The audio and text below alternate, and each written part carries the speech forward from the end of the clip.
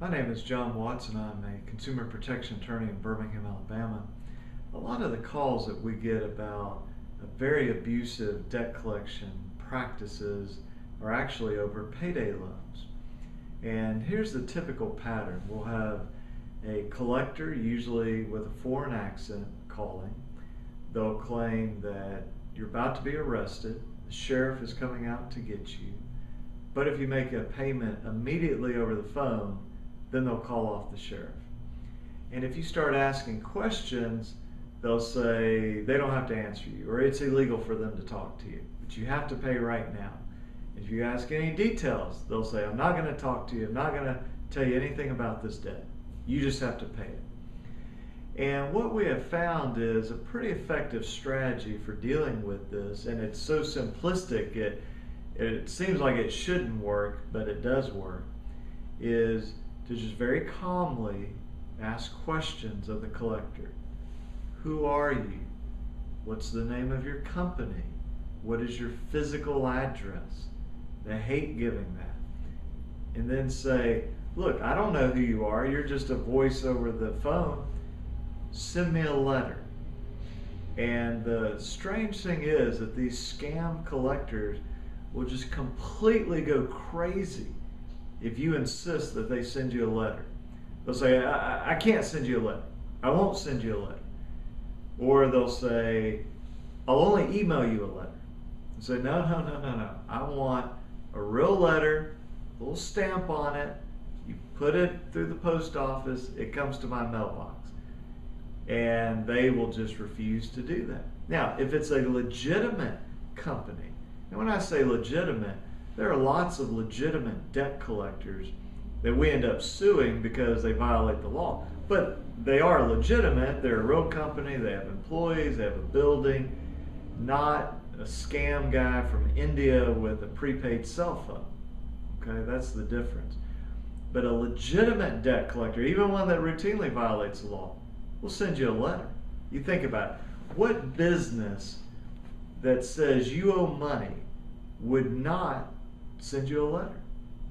Is it the cost of a 45-cent stamp is just too much, and we're collecting $3,000, $500, whatever it is? No, that's not it. But these scam collectors, particularly the foreign collectors, will not send a letter. And so just ask them to do that. And just keep asking them. Say, send me a letter. Okay, you won't send me a letter? Why won't you send me a letter? Let me talk to your supervisor. And eventually what will happen is these people will go away. At least that's what we normally find. Now, most of these guys, there's nobody to sue because there is no company. It literally is a guy over in India or some foreign country with a cell phone calling you. And they buy a list of names of people that at some point in the past have had a payday loan. And so you may not owe it, but they're just going to call and take your money. But you can't sue them. If you file bankruptcy, they ignore the orders of the court because there's nowhere to find these people. But they're not going to waste their time if they realize that you know what your rights are, and you just continue to calmly say, look, Peggy or Bob or whoever you are, I'm not going to pay this, and I want you to send me a letter. And they'll call you and hang up and call you and hang up. But eventually they'll realize they're not going to get any money out of you. So, and if you're reading this on our website or watching this on our website, you can read down below. We make the point. Look, I can't tell you, if you live in Alabama and call me and say, look, I just got one of these calls, I can't tell you with certainty that this is a scam or not a scam. But what I can tell you is, foreign collector, way over the top, you're going to be arrested, we're going to blow up your house, whatever they want to say.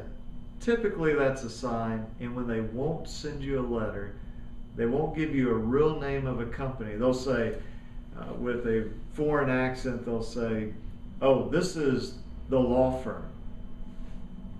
Okay, I don't know of a law firm that their name is the law firm.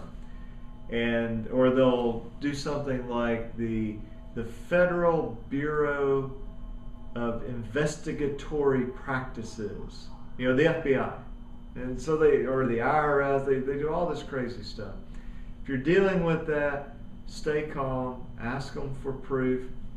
If they say you're about to be arrested, say, oh, well, tell me what county you filed charges against me. And then call the DA, call the sheriff's office and say, look, I just got this phone call. Some guy from India is saying that I'm going to be arrested. Is there a case against me? And I've never had somebody call me that has done that hasn't called me back and said, the sheriff goes, look, we're getting a ton of these. There's nothing, no charges. It's a scam. Don't worry about it. Anyway, I hope this is helpful to you. I'm sorry if you're watching this video, I'm assuming you're dealing with this issue. And I'm sorry because it can be very annoying and frustrating, but you might try this approach and see if it works for you. If you live in Alabama and have any questions, you can call me, 205-879-2447, or you can reach us through our website, alabamaconsumer.com.